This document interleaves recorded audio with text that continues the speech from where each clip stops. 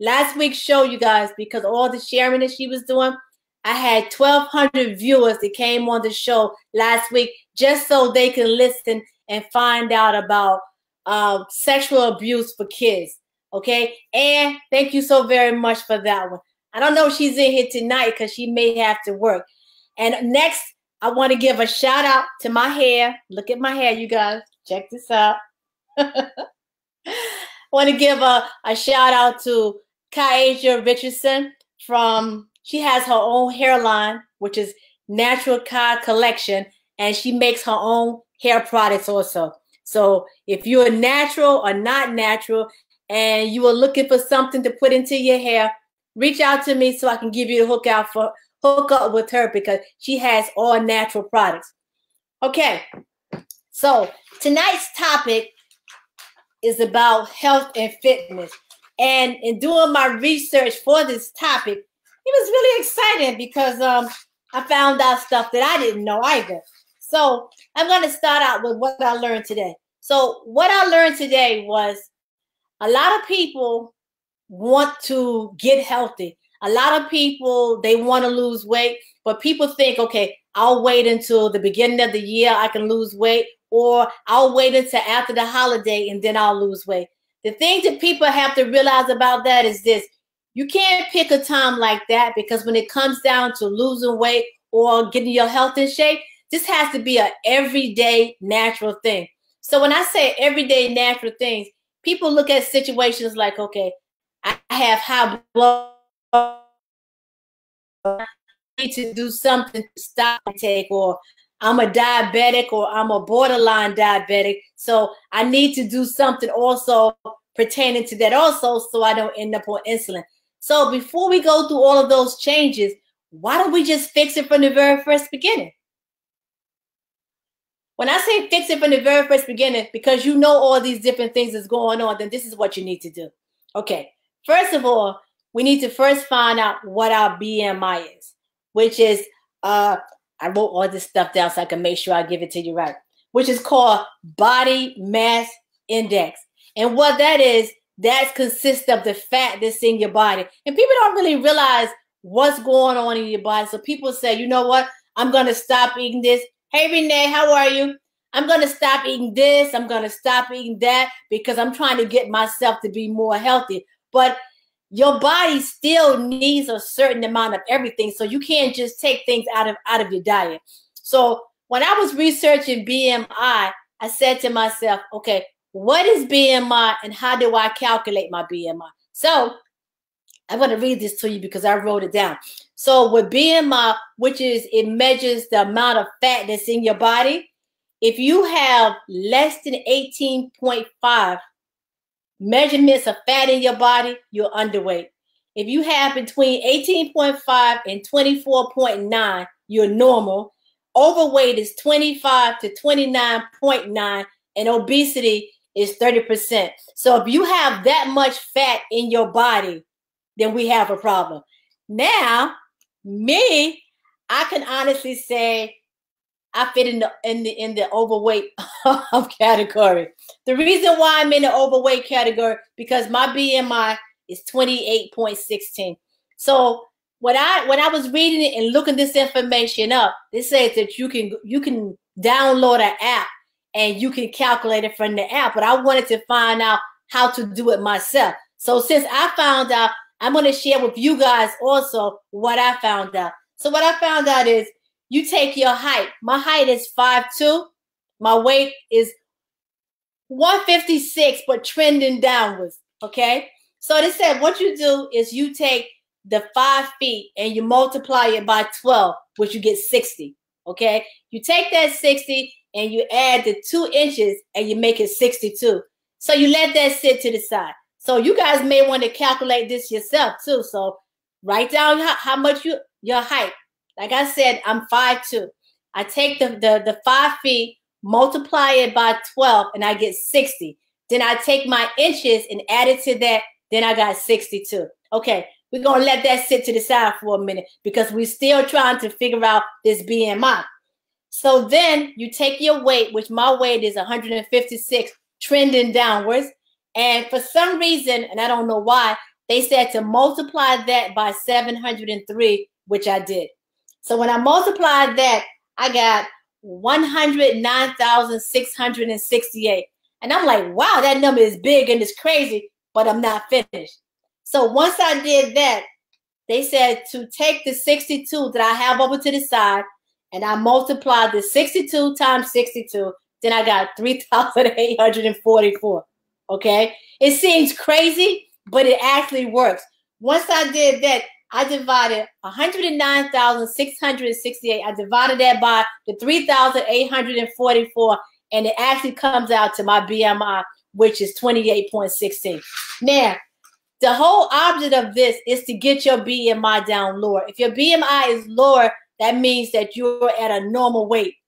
Hey, Antoinette, once you're in that normal weight, you're going to feel a whole lot better. I know that I will. So if you are borderline diabetic or you are a diabetic, what you want to do is lower those numbers.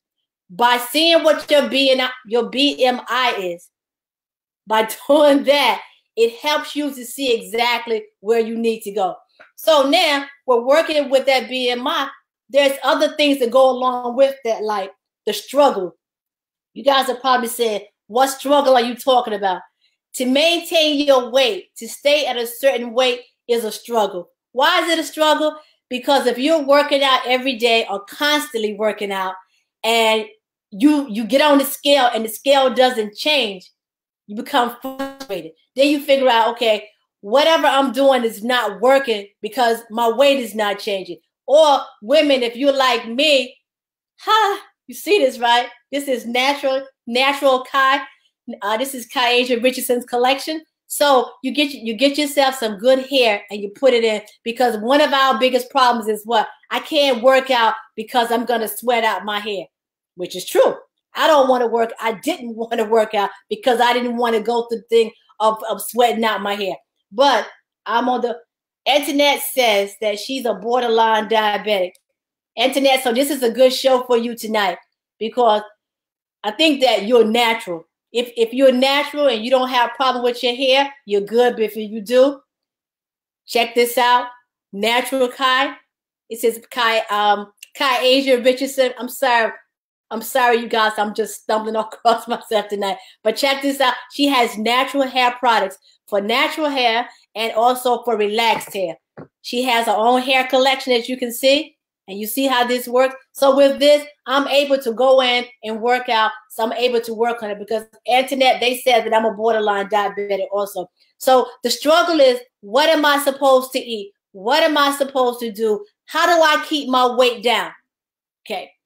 One of the things is you have to not look at it as you're doing a diet. You have to look at it as a lifetime change. Because if you look at it as a diet, once you get to a certain weight, what you're going to do is you're going to say, okay, I've accomplished my goal and I'm going to stop.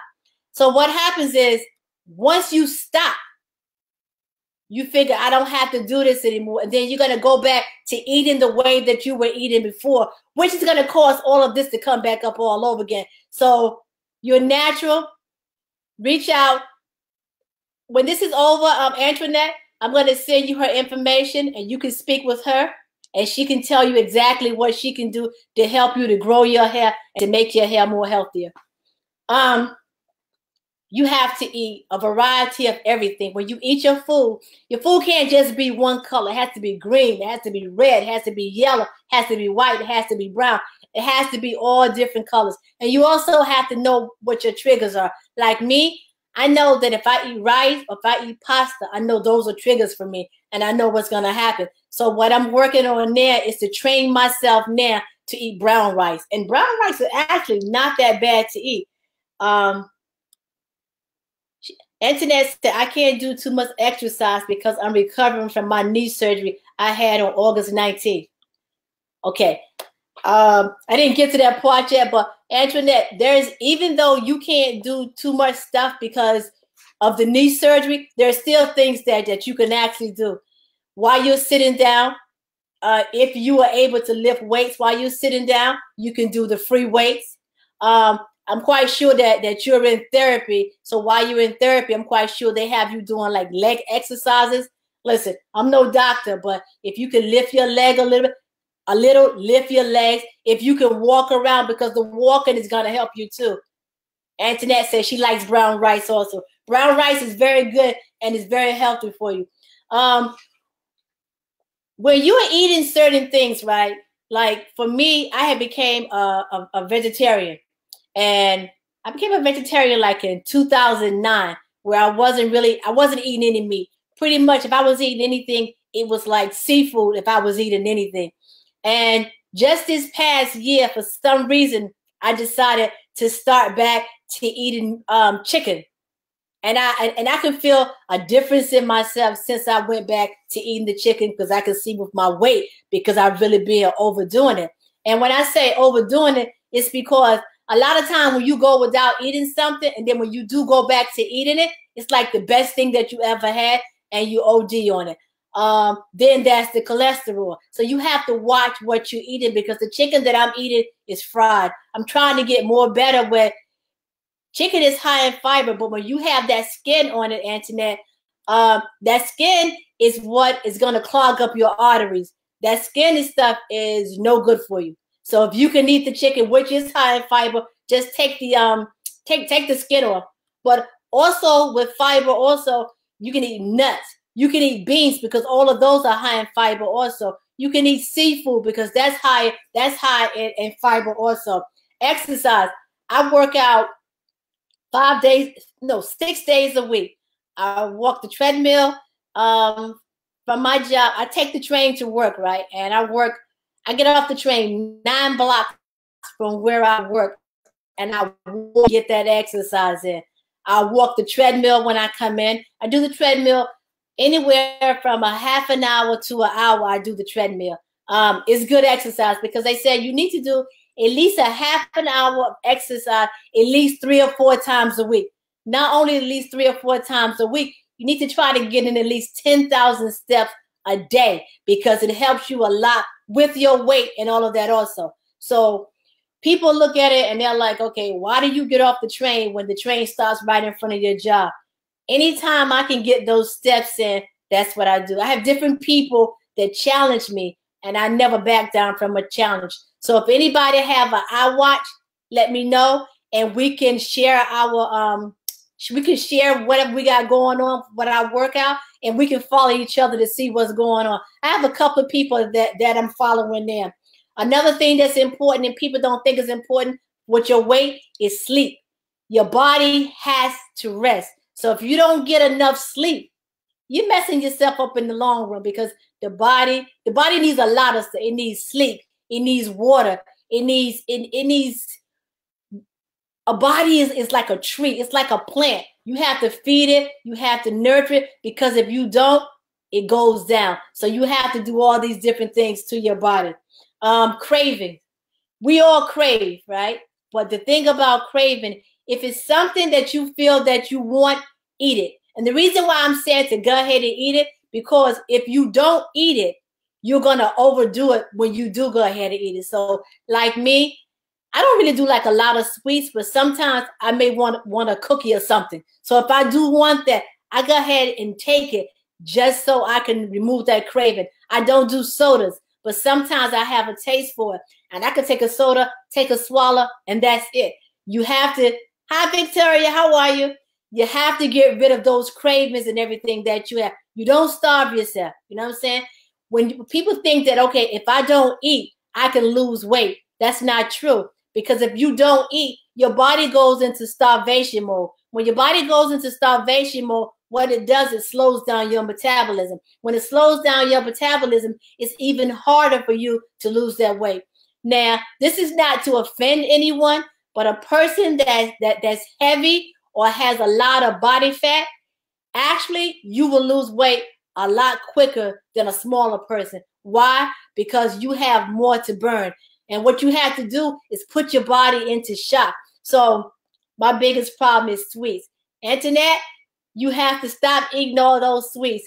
And Kaisha, thank you very much. Thank you very much. Like I said, anybody who wants information about her, let me know. And I'll give you that information once this is all said and done. You don't want to go without eating because it breaks down your body. When your body breaks down, people think that it's not a big deal, but it is a big deal. You have to feed your body. You cannot go around without eating. The metabolism is what helps us to burn the fat. So if your metabolism is slow, your burning is slow. But a person who's heavier and they have more body fat, they will lose it a whole lot quicker. Because what happens is this.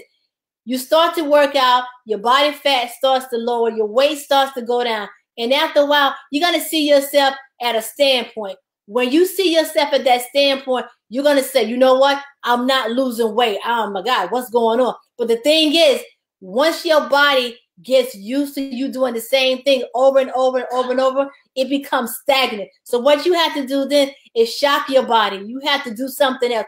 Introduce something else to your body. Like with me, I do push-ups, I lift weights, I do jumping jacks. My workout that I do majority of the time is Beachbody P90X. And with that, it's a lot of old school exercises in it. You're doing jumping jacks, you're doing push-ups, you're doing leg lifts, you're doing kicking. Your body needs something different because the body was not meant to stay in one place. A lot of people would say, hey, Adrian, how are you? A lot of people would say things like, my knees is bothering me, my arms is bothering me. A lot of time your body is bothering you is because you're not moving. You have to keep your body moving, and that's the only way that you're going to survive. Then we have what we call food pushes. You guys know what food pushes are? The reason why, I'm going to tell you, I have to back up so that I can say this. The reason why I say don't say that you're going to do a diet, you say that you're going to do a lifetime change. And when you do it, you don't go around telling people about it. Because once you tell people I'm on a diet, what they start to do is pushing stuff at you. Oh, I got this cake. You don't want none of this cake? You don't want none of this ice cream? Those are called food pushes because they know that you are trying to get your health together. You're trying to become a better you, and they are trying to hold you back. Those are called distractions. So you have to have a lot of willpower and a lot of strength when it comes down to trying to get your health and stuff together, because a lot of people, they don't understand, and basically they don't care. You know what I'm saying? So a lot of people will look at you and they'll say to you, oh, there's nothing wrong with your weight. I don't know why you don't want to eat this or why you don't want to eat that. At one time when I had first started doing the P90, I started doing it like in 2000, right around 2009. I think that's when I started doing it. But during that time, my weight had ballooned up to close to 160 pounds. I did the P90X. I became a vegetarian. I dropped down to 130 pounds. Now, the P90 is supposed to be a 90-day program. So after the 90 days were over, I didn't stop. I made a lifestyle change, which means I continued to do it. I'll take vegetables, or should I say, my husband, like in the mornings for breakfast, what he would do, he takes kale, he takes spinach, he takes, beets, he takes fruits, and we juice them and we drink them. The reason why we juice it, not blend it, we juice it. Because when you juice it, it separates the juice in the vegetables, it separates the juice in the in the fruit, and it gets rid of everything else. And because it's a liquid, it goes to your system a whole lot quicker. So I start my day out in the morning with maybe a glass of spinach and lemon. Now, it's an acquired taste. So it's something, hey, Candy, how are you? It's something that you